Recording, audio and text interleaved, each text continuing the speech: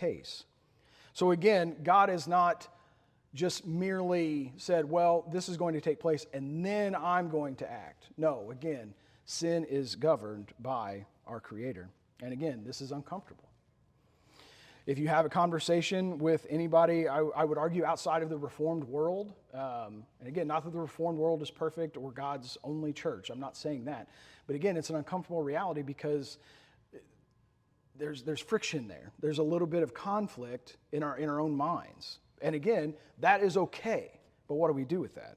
Because we know that God is sinless, but yet, as our confession is stating, He governs sin.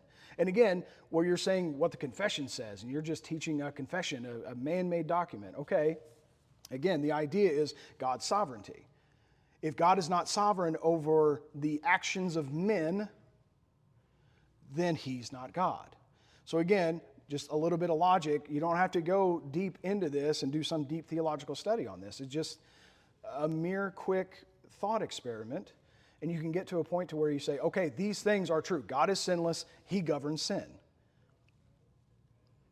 Now, with those two things, obviously, it is hard to comprehend.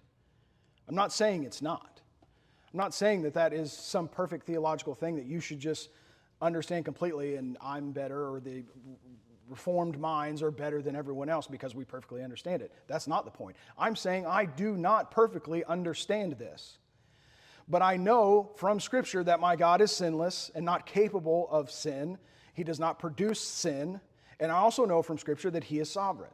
So I have these two truths that I hold to because Scripture has clearly stated this as fact, that this is who my God is. But again, it's uncomfortable, and so what do we do with it? Well, we hold it, and I love, it probably not original to him, but Darren Hawkins likes to use this when we get to some uncomfortable issues within theology or within the Christian life, is that we hold these things in a dynamic tension. And we do these two things. And I hope that you do as well, that absolutely, God is completely sinless, but yet He's sovereign over all. But again, we don't perfectly understand that.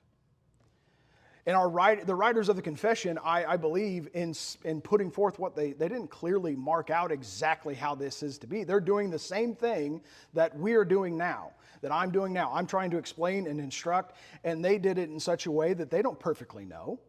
They didn't have a formula to make this completely known. They're not assuming that they knew the mind of God any more than I am or you are.